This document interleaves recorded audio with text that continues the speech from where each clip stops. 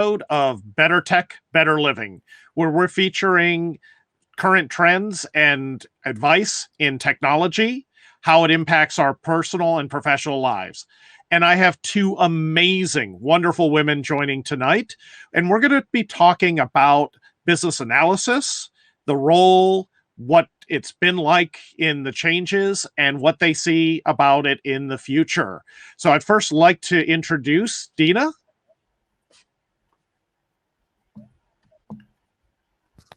Hi, I'm Deena Chadwick. I'm the Commonsensical VA, and I want to thank you, Hans, for letting me join, especially with Mindy. I feel so honored.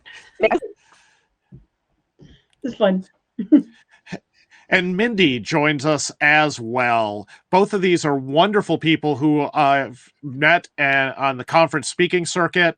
They're thought leaders in the space, and happy that they share their time. Mindy, a little about you too.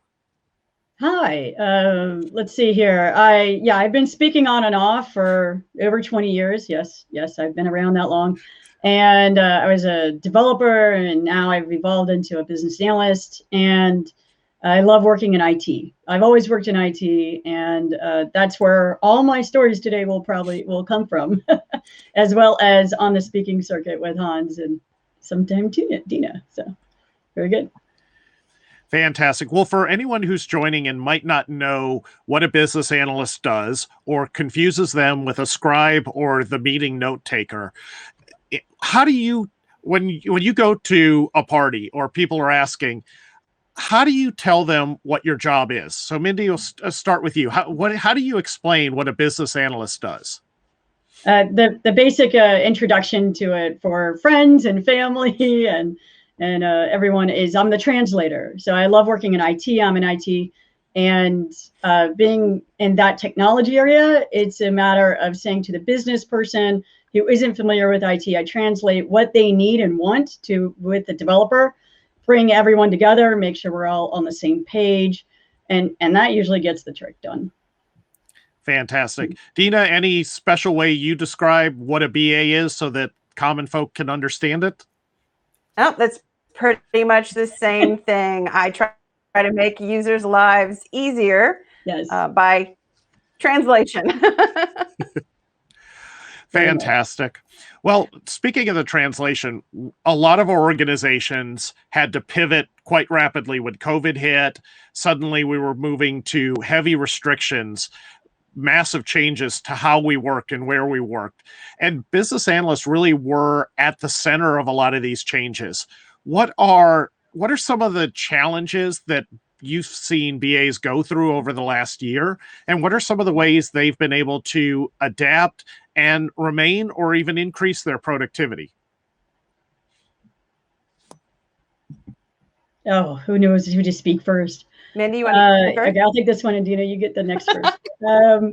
So yeah, it's been an interesting year for me as a consultant. I was working on a project that got their funding cut at that department, and so then I left to go to a new project team where I am now partnered with another less experienced BA, and I thank goodness I had met them once, most of the development team, not everyone, but it's definitely, the work is different in some ways, but just very similar in others. Still having conversations. Everyone has to be more available since I can't see them.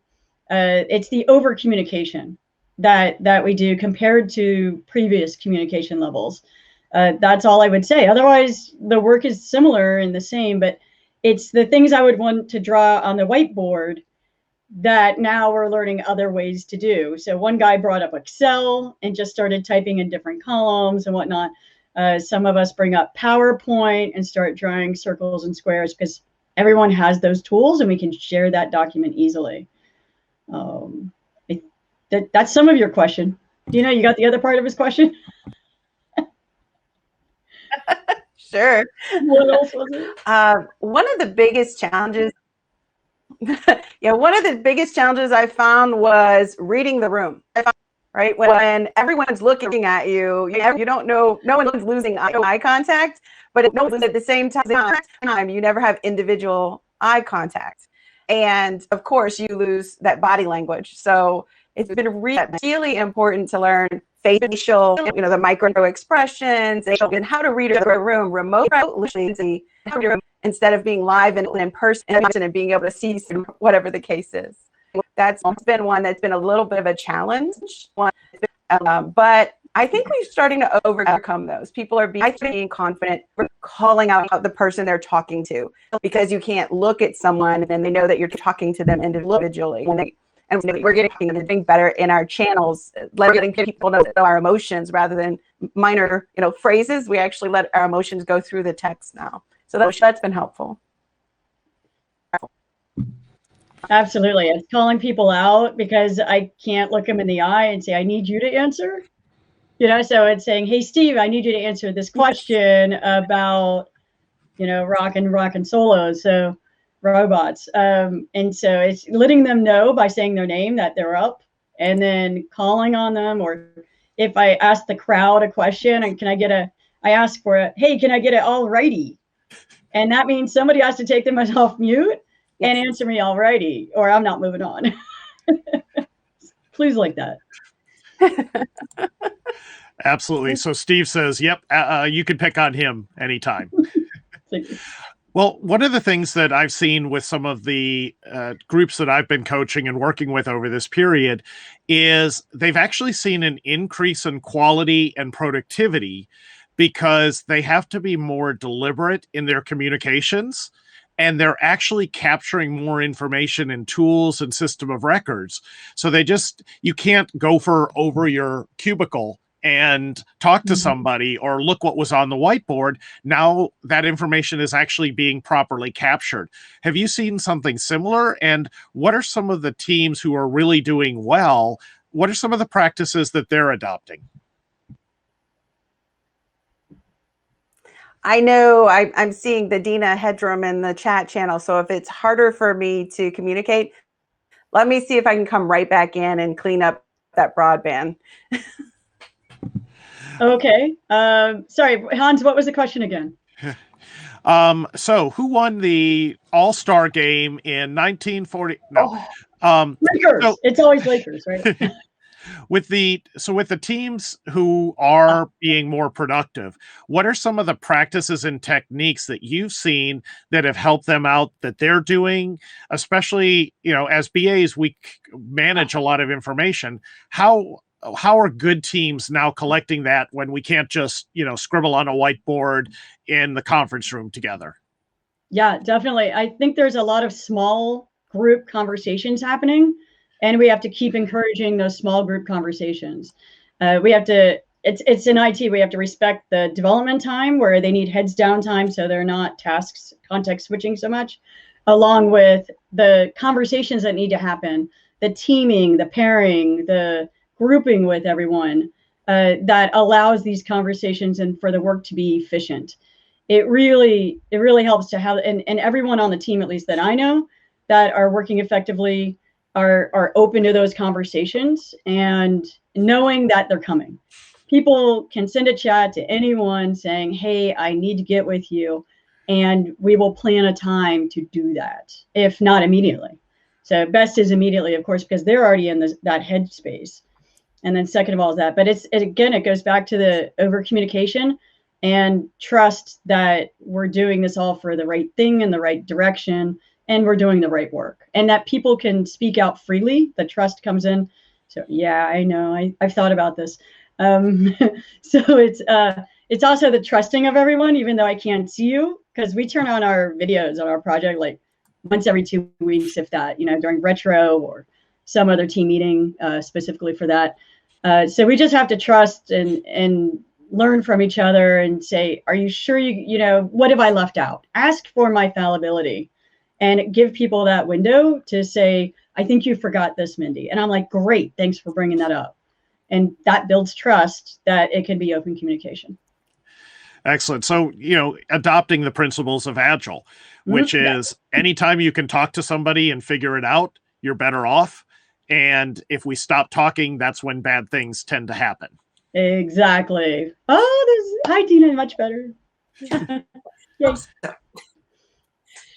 So Deena, yeah, go ahead, Mindy. I was just going to repeat it. I hope you don't mind. When do you see teams and people working well together in this remote environment that we're in? Smaller groups help, I've noticed, and when there's constant communication, when you're not allowed to just go off on your own for a while. I think that's been a problem with some teams, is that they have had too much space in between connections with each other. So we need shorter, smaller conversations, but faster and more often. Agreed. Fantastic. Have you seen how have the teams you're working with adapted to using some of the tools? We've seen Zoom come from nobody knew about it to now booming. Teams has enhanced features almost every week. It seems they're adding something new. How has this helped, and what are some of the pitfalls you're seeing in these messaging or video communications? Deena, you want to start? Sure. Our technophobes are twice as confused and twice as lost, and they need lots of hand-holding. But those of us that are used to the IT and the advances in technology, we're embracing it for the most part. But people are brand loyal when it comes to their operating systems and their favorites. So I'm finding that there are a few people stubborn that don't want to make the change from Slack to Teams or whatever the case is. Right. Yeah, definitely. The people are familiar with certain programs. The work computer only has so many programs they're allowed to put on it. That's first. But then bring in a consultant like me, and my company allows me to bring in other tools, and sometimes they let me play well together with that. And so, yeah, Trello is nice to do things, and there's this other thing for retros that I can use, but Mural is so much more interesting to look at, even if it's the same information. And so it's knowing when I can use which tool, but also keeping it simple for the users, because it can be a weird kind of tech overload, seeing everything on the computer instead of on a whiteboard.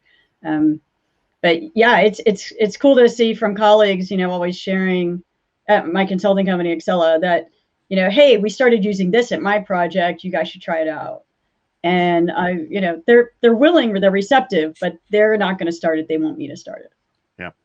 One of the big challenges I saw, even with our working team, and we do IT advisory, so you'd think if anyone got it right, was the amount of time information was being passed in chat. And in a chat thread, it's so hard to find anything afterwards, and it's almost unsearchable. And we also had that completely cluttered by personal or fun stuff. So as we needed to replace the water cooler talk and bumping into someone in the hall, we ended up setting up two channels. One, a support channel. I need help. Here's what I'm working on. That was real business. And then an open chat where we could share jokes, conversations, have fun. That way we could mute that and you could look at it at your own speed. But getting everything buried, we were missing so much, because it's like, well, I posted it in Teams. I was like, yeah, but there's been 182 messages since then. I can't find it. I never saw it. Yeah, creating those conversation topics in Teams and Slack or whatever you're using is hugely important. So you can find things a little easier. Also, the interesting thing about Teams is when you create a meeting and you have the chat there, that goes into your chat log by the topic of the meeting. So that's been a good advantage for that I don't see in Slack, actually. That's one advantage. Excellent. Well, Steve Jones asks, are you seeing, is anyone getting assigned more work, or are you seeing teams have higher expectations because they're fully remote? I'd love to hear from you two first, because I've definitely seen that. Deena, or I can go either way. More work, but what's been scarier is more meetings, because leadership can't see the work we're doing. They want to have a meeting to hear about the work we're doing. So we're in more meetings than we were before. But what's scary to me is 1 minute late to a meeting, and you're pretty much, drowning in text messages and chat messages asking if you're still planning on attending. We've lost patience If someone might need to go to the restroom between two meetings that are back to back, even when they're at home, believe it or not, they have to go to them. Constantly reminding people back-to-back meetings don't work when you're remote and in the office. It doesn't magically get better because you have a single chair. You have to just be patient. Yeah. One of the important things of working remotely is the water cooler we've lost. The water cooler, the kitchen chats, walking around the block chats. I used to love that. This is now starting to be the weather. And so I use those first few minutes if we're waiting on someone to start water cooler talk every time. If I get on early, depending on my mood, I'll do that as well. But trying to encourage the water cooler chats when we're waiting on someone, because it is running meeting to meeting. People are busy. Getting more work assigned. I'm actually playing part-time Scrum Master right now. And so part of my job is to keep that and make sure we are working at a sustainable, persistent pace, and sustainable. So I don't think it's more work getting assigned, but it's setting expectations about what kind of work we're doing, because sometimes it's functional work and sometimes it's those NFRs that the customer might not understand, that client doesn't understand, but the other client does, and balancing that work out, as BAs need to be able to explain what work is getting done and what isn't. And then we, of course, at Retro, I also did a check-in with the group just this last week and said, hey, how is your life-work balance going? Checking in on that once in a while and saying, are you being able to stop work at a reasonable time? Are you working your hours and stopping work when you need to? Can you shut it off? Can you put the plant on top of your laptop to make sure you can't go back online if you don't need to be, if you're not making up time and work? And so it's emphasizing that we encourage the work-life balance as well. So it's some of us have had, the ebbs and flows of getting too much work, and trying to do too much, but it's part of the lifestyle, I guess, that we got to manage that, and having people support us in trying to manage that. So Hans, what is this overwork you're talking about? Well, and Steve brought it up, is now that people don't have the commute and everyone is always 4 steps from their office, if they have the unfortunate office of being their kitchen table, some groups are now expecting their employees to be available around the clock. So you remember, we've always dealt with the boss who does the late night message and text to see who will answer. And now they know everybody can answer because we're all trapped in our houses most of the time. That would be, I think, a sign of unhealthy management. And for those people, I'd say find a new position in your company, a new manager, or start looking externally. There are groups, though, that have seen a much higher productivity. I've seen this on some of the Scrum teams, and actually had a manager ask, what do we do when we go back into the office? Because right now, our team is working more hours by choice. They're sick of their family. They love the work. There's not a commute, so they are putting in more effort. Our velocity has never been higher, and we've seen a really good increase in quality as a result. But when we go back into the office, there's more distractions. We're going to have loss of time. We're going to have the commute. We're not going to be able to do it. Now, so to them, I said, you need to start setting that expectation right now. Is as we go back to a hybrid office, this isn't going to be our velocity under those conditions. We'll need to reset and figure out what our new velocity is as well. Absolutely agree. Yeah, setting expectations is huge. And yeah, our team actually has gone up in efficiency as well, of getting work done and having purposeful meetings, and again, offering out if any meeting is unnecessary, please tell me, opening up that door. And also we came to a conclusion that we need to end 10 till the hour, 10 till the meeting's supposed to be over. So people do have those bio breaks, and it's getting that, bringing it up. And I think BAs are the perfect people to bring that up. Really. We are the communicators. Absolutely. We're the ones that have everyone's ear, and hopefully not power, but we carry some weight with our mentions.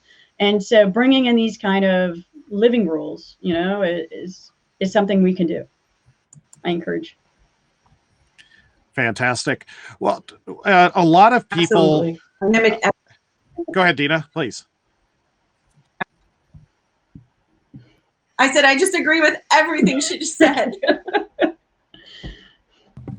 Well, we have an advantage that we've been out and speaking. So we've forced ourselves out of our comfort zone. And a lot of people in IT are also introverts.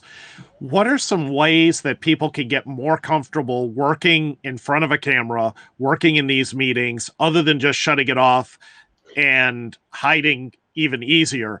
What are some of the ways that you're helping people or teams maintain their productivity in the virtual workspace?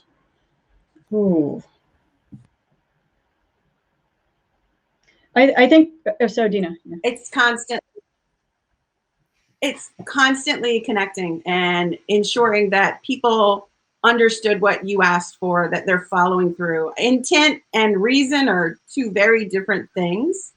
So in this world of remote, when we can't see that someone's working on something else, we need to know if they're working on something else instead of what we're expecting. So it's just that constant communication and constant checking in and making sure everyone's on the same page. That is the one thing I want to emphasize the most. The over communication, so that we don't worry or suspect that someone's not doing something, or doing something that I didn't want to do, like has happened on other projects, even when we were in person. That's not different. The communication is key, and opening that up is our job, to make sure that pathway is open, and emphasizing it to everyone that everyone's path of communication is open to everyone. And the chats are a good way to do that. The different kinds of meetings, having the water cooler, getting to know someone personally, allowing someone to bring their self to work. That's part of it. That's encouraging it. Excellent. How BAs are often misunderstood as the ones who simply gather, organize, and assemble information. But a big part of it is trying to identify what the intended value is. What is it that groups are actually trying to accomplish? And then translating that into the changes. I guess an age-old joke is everything is always a top priority, and there's no such thing as scope that we could delay till later. What are some practices that the best BAs use to help teams prioritize their work? And what are some ways or tools that they could use to help with that prioritization? So we're Agile, and Agile has Backlog. And that is the clearest thing you can show to anybody is a single list. It's not 3 things on a list, it's one single list. And in Jira, the tool that we have to use at work, then that you see a single list, and we say, this is the sprint and this is the priority, and reemphasize, hey, client, the product owner, we can change this. We are happy to move whatever you want to the top of that single list. And that is the priority. I mean, we have 4 developers that can work on this project, 5. And each person should be working on one thing at all, at one time, unless they're pairing, in which case 2 people are working on one thing, one person's point, but then it's one. And that means you won't see 10 things being worked on at one time. It will be one person, one thing, unless they're working on something, else, non-functional stuff. It's luckily I've had some good product owners that have understood that, or maybe we're doing roadmap and we have to, or some kind of strategic planning. And I love playing with the $100, where you give the product owner $100, and I say, how much value does this epic worth of work have to you? And it's like they'll put $50 down, or 67, or I think one time, and then 2 on this other thing. It's like, okay, there's our priority. Trying to make it tangible in some way, I think, helps. Deena, you were laughing at a couple of those things. You've had to do that. It's perfect, right? That's the normal for us. The scariest thing to me is an unordered backlog. I mean, a garage that's completely, thrown everything in it. Your backlog is a warehouse. That's what it is. It needs to be easy in, easy out, decided first in, first out, or by priority. And it has to have a shelf life. Every item in your backlog is going to get stale if it's not at the top of the list. So first of all, put a shelf life on it, and don't try to prioritize items that don't matter. Prioritize what's important and urgent. And that's the biggest conversation I have with people. When they tell me it's the same priority, okay, which one has more urgency? Yep. Because then that helps me to understand when they can't make that choice. But I have scared product owners before. I've said, if you can't give me a priority order of these 5 things, I'm going to let Google randomize it in a sheet, and you're going to live with it. Oh, Deena, for so many reasons. That's wonderful. I haven't had to threaten the Google, but yeah, I would suggest things highly, and then the PO would go, yeah, that sounds good, because I'm going to decide if they're not going to, because I know my team. I can't leave them with some random thing. And road mapping is good for doing some of that. It really is. So it's a different conversation than what's doing the sprint as a roadmap overall, and then narrowing it down to the specifics. Oh, that's fun. Random Google. Well, Deena, I know you often are coaching, you're developing courses and speaking on similar topics. Are there any fun games or techniques that you found very effective for helping teams get better at prioritizing their backlog and having those critical conversations about the items? Oh my gosh. I have an entire course called Decisions. It's 100%, pick your poison. I love the bubble sorting. Grab one item out of a list, put it on a list, grab another one. Is it on top list or is it below? So bubble sorting is a great one when someone can't make a decision. Of course, the like you're talking about, putting a value to something. But on some of our safe projects, we need to keep that project value a little bit more than just a single value. Sometimes a little more than single value. Its technical value. What is its speed value? What is its strategic value? So sometimes you have to do more of a feature functionality matrix to come up with that type of value. There's so many wonderful techniques, but my 100% favorite is the simplest, which is that, with wonderful Eisenhower or Covey, whichever one you prefer, urgency versus importance, because it really does take 3 quadrants. It really does out of the conversation. You get to focus on one first one. Excellent. Great. And for everyone out there, there's a lot of wonderful courses like the ones Deena's offering. There's great information. If you're struggling with some of your collaboration, Google it. Like, look and search and see what's out there. There's phenomenal games and assets and ways that other people, especially if you look for teachers, because teachers have had to do some of this a lot earlier than we did in corporate life, and may have some assets that you could transform into your own. So Mindy, you actually, in the BA space, we have BAs that are employees, we have other BAs that are trainers and coaches, and then we have the consultants. How is being a BA as a consultant or on a contract basis changed your approach to the job or how the teams respect you? Sure. Yes, I want to go back to a comment you made earlier about BAs being note takers. I actually, I've learned over the years, I started out being a good typer, and through my BA skills and honing those over the years, I've been able to type, take notes as in typing, and listen to what's going on and interact and facilitate. I've really kind of perfected that. Whereas a lot of people, I don't think can. And so even when I'm not leading the meeting, I'm taking notes all the time because not everyone can do that. They're focused on the task and working out the problem and so forth. And so it's letting them know I'm not always the note taker, first of all. And getting BAs the skills. I do some coaching and mentoring within the company, the consulting company, Excella, and my company. And it's letting them know that they're not order takers, that they need to come with the critical questions, ask those edge cases kind of questions. If they're not the primary person, think about the edge cases while other persons think about the primary use case.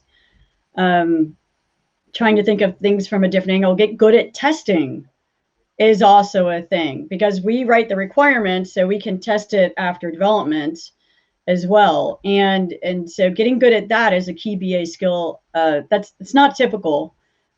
You're asking my viewpoint, and so that's what I'm asking of my BAs to do, is to get good at that. The communication, facilitating conversations. Now, I don't like to call them meetings. I like to call them conversations. I think people understand more what the directive of that time is supposed to be. It's a formal meeting on the calendar and a conversation we need to have about this topic. So facilitation, working with all levels of POs and clients and customers, internal to the company since we're consulting, and external to our client, is hugely important. Communication of all kinds, really, and requirements. Just being on the lookout for those nouns and verbs of what people or users are doing, and this thing and this result that they want to get. There's a lot. I know. Yeah. Excellent. In a study that I wish I could find where I saved the article, they found that the business analyst skill set best prepared you to be a CIO, CEO, or COO in an organization, because of the ability to make decisions off of incomplete information, to help prioritize information. Where do you see, especially now that a lot of teams are going to Agile or DevOps, and there's this wrong perception that we don't have roles or specialization, and we don't need BAs or PMs or testers. Everyone magically can do everything suddenly. Where do you see the future of the BA role? And, what are some of the dangers ahead that BAs or future BAs need to look for? Deena, where do you think it's going? Well, first of all, when people talk to me about the Agile Scrum concept, I always say there are doctors who can do a lot of things, but when your heart is having problems, you're probably not going to go to your regular doctor. You want to go to a cardiologist. So I ask people, do you want a bunch of general, people who can do this job, or do you want a specialist who knows how to do it well? To try to break that, because you can find those top players, but there are few of them and they are very expensive. So you have to make a choice. Do you want to spend a lot of money on a few people, or do you want to specialize and ensure you have the same amount of knowledge and capability, and maybe save a little bit of bucks along the way? Love the analogy. But where a BA, right, the gap. We bridge a gap, just like Mindy said, between the technology and the strategy and the business. We bridge that gap, but the gap is getting wider because technology is getting more complicated. So a BA cannot necessarily stretch the full bridge. Some can, but not everyone can. So you have to decide, do you want to go more strategic in that product owner, in that more strategy leadership, or do you want to go more technical? So do you fit in more with the CIO and follow that chain, or maybe the CMO and follow that chain, or the COO? To carry on with what Deena is saying, I don't want to do DevOps, okay? And DevOps doesn't want to be a BA, okay? They might be able to do some of our work, but they don't want to do our work. Okay, you're never going to get a DevOps to do BA work like we can do it, and vice versa. And so, yes, I am working with some really talented developers, technical people who know some who are doing DevOps as well, and they're learning that along the way as well. They're front-end developers now doing DevOps. They're not as good at DevOps, but they're doing it in their way. And so I love that the developers can work with the PO just as well in some conversations as I can, but they don't want to do everything I do.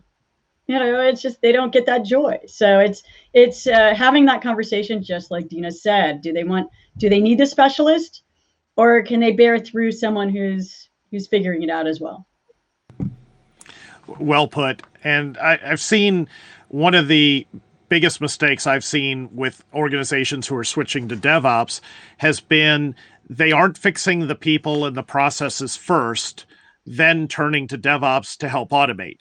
Yeah. And if you have broken processes, if you have team issues, and then you add in automation, a lot of groups are seeing a very, very fast rate that defects are getting into production, and a horrible result now trying to go back and constantly patch and deal with these issues.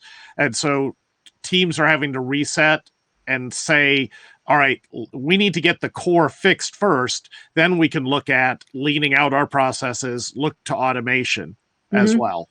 Anytime we start up a project, it starts with the basics. We don't start with DevOps fully in place. We don't try to big bang that and push in automation at, in the first couple of months, because we have to get our people and our processes and our team working well together. I absolutely support that. It comes along the way in its own due time for each project, each team, each, whatever. Deena, what have you seen? Go ahead. Are you putting first? That's exactly what I was going to say.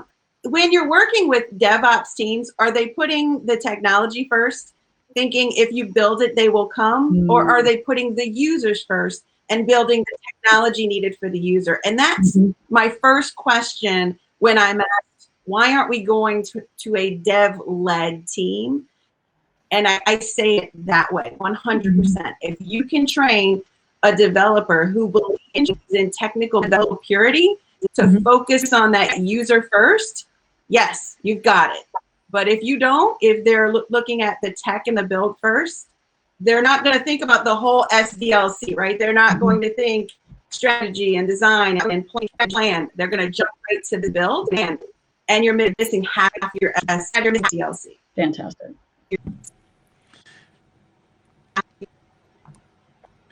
As we start to close out the show a little bit, a lot of people may be at different areas or different levels in their career.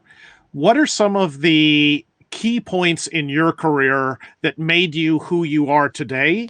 And what are some of the things you would advise them or would have advised yourself to be in a better position as they start reaching more seniority in an organization?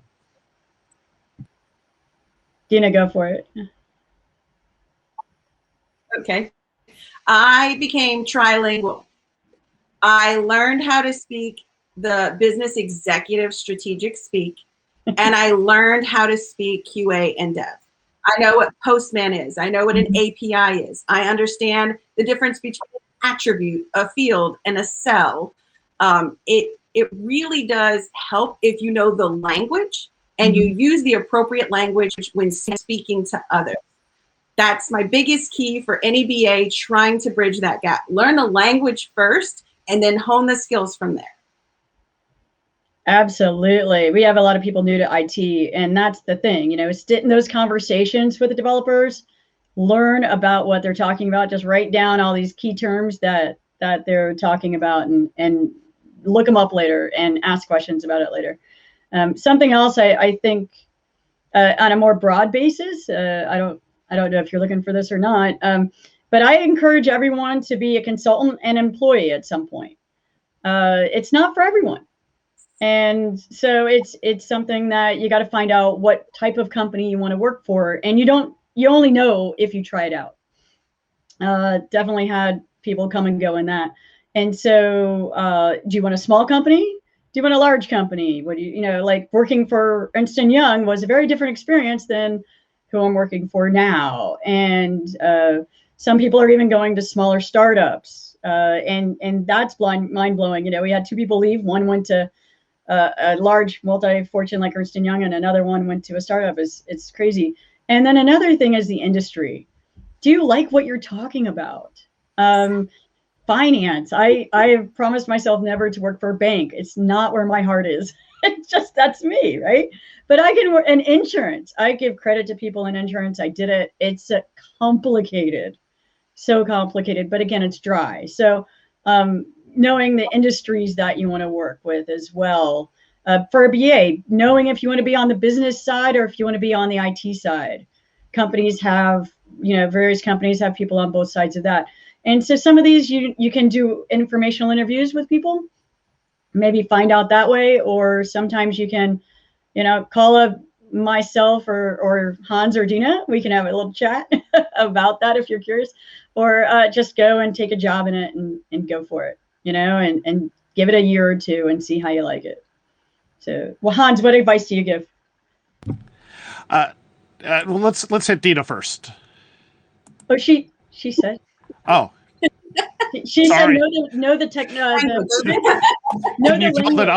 Can you tell that I'm at the end? So my first thing, pay attention to the people who are talking.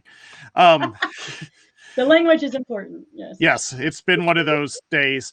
I would say, there's a couple things. One is there's always someone there who's out to help. You can be a mentor to anyone in the organization. You have lessons and tricks that you've learned. And if you share them, you get an economy of scale with the value that's delivered, because they're going to share it with someone else who's going to share it with someone else. And then we all get better and things get a lot easier. Mm-hmm. And from that same note, as Mindy said, reach out, connect with people. I did a webinar for an IIBA chapter, another great organization that you can reach out to for coaching and support and wonderful presentations. And someone followed up with me afterwards, and I met the most amazing woman, Stacy Johnson. She's actually going to be on the show next Wednesday with a coworker of mine, Allison Straker, because they are both passionately involved in improving their organizations by helping promote and support women in technology and also better minority representation. And I would have never met her or heard her story or seen how amazing she is if she hadn't reached out and said, "Hey, I'm having a couple challenges. Would you help me out with those?" And it was like, of course I would. So reach out and ask for help whenever you can. Absolutely. So as we close out here, what's the best way for people to get in touch with you if they'd like to know more about your path, your services, what you've done? What's the best way that they can get in touch with you? Deena? LinkedIn. I check everything. I'm on Facebook, YouTube, all the normals, Instagram, but LinkedIn is my go-to.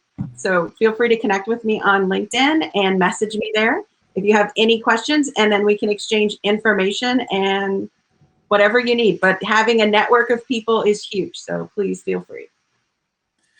Thank you. And I did share both of your LinkedIn profiles in the chat. So if anyone is watching this separately, if you search them by name, you'll find them on LinkedIn, or message me and I'll be happy to send you the link and connect you. But that LinkedIn really is where the first stop, the middle stop, and the end stop for professional networking. Mindy. Sure. LinkedIn is great. Definitely respond to messages, check it every day. I try and tweet as well. I tweet under Mindy Bo 93. If you want to have a online public conversation, LinkedIn's good for messages. I'm also president of my local IIBA chapter. And so if you're interested in that, you can connect with me on LinkedIn about the IIBA chapters as well. And just want to make a little plug right here. Deena is going to be talking at our chapter in a couple weeks on data lakes. Don't get drowned in your data lake on March 24th. So if you want to join us there, feel free to hit me up on LinkedIn for a passcode and I can help you out, make sure the information gets out there, and looking forward to it. So yeah, LinkedIn. Fantastic. Well, thank you both for taking time out. It was really great talking with you again. Miss seeing you at the conferences, but hopefully that will start to get better soon. Fingers crossed. And thanks to everyone who tuned in. If you have questions, feel free to add them to the comments or message us separately. Look forward to a couple upcoming conversations. We're going to have Jennifer and Paul from the Uncommon League talking about business analysis, project management, and they have just tons of wonderful tricks that they're going to share. And then the following week, as I mentioned, we may even have 3 shows, still working on that, but definitely we'll have Allison and Stacy talking about empowering women in technology. So everyone, please stay safe, stay healthy, and stay connected, and look forward to seeing you on the next show. Thank you so much. Thanks, Hans. Thank you.